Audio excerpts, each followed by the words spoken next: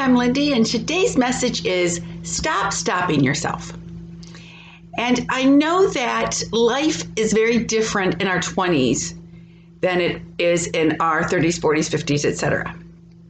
And the reason we may not have done something in our 20s may have simply been lack of knowledge. I did not know how to do certain things when I was in my 20s.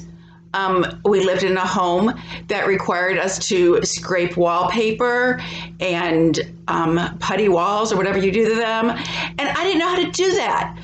But once I saw someone do it, I thought, well, heck, I can do that. And so we learned, and with each opportunity, we grew in confidence. But when bad things happen to good people, we can also lose our confidence.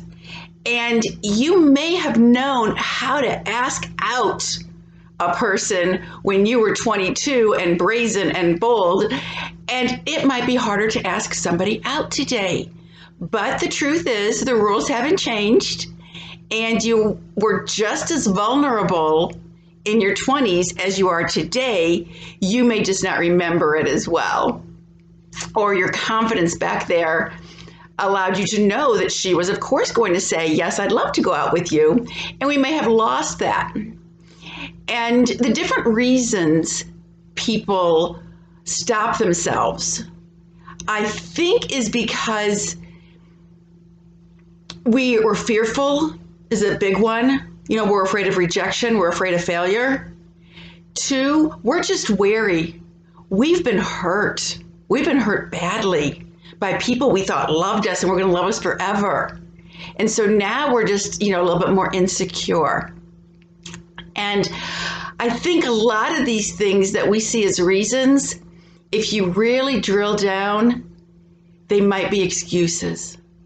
And there's really no excuse for not living your life to the best way you know how to do it. And I know that it's hard to do it, but what is stopping you? We also know that those people, and may have been those people, who go for it. Goofy story from my past.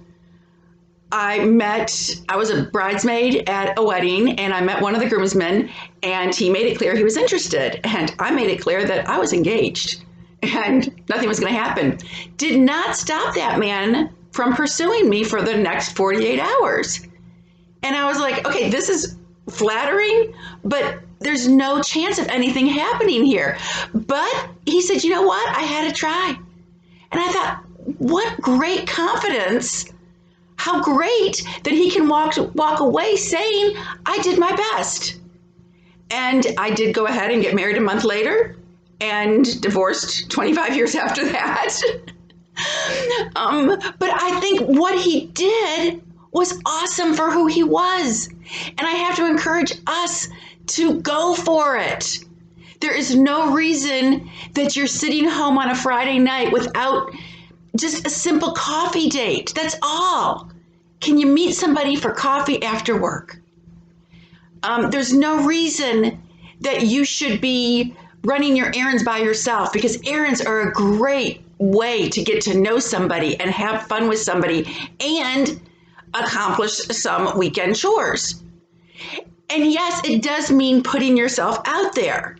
And it does mean stopping the excuses, because in fairness, the majority of my excuses I call reasons, but they're not. They're just excuses.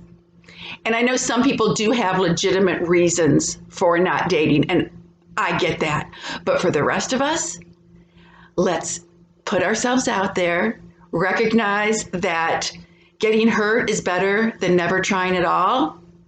And we can be wary even as we enter a dating scenario. You're not even in a relationship yet. You're just dating. And we can see how it goes from there. So stop stopping yourself. I'm Lindy.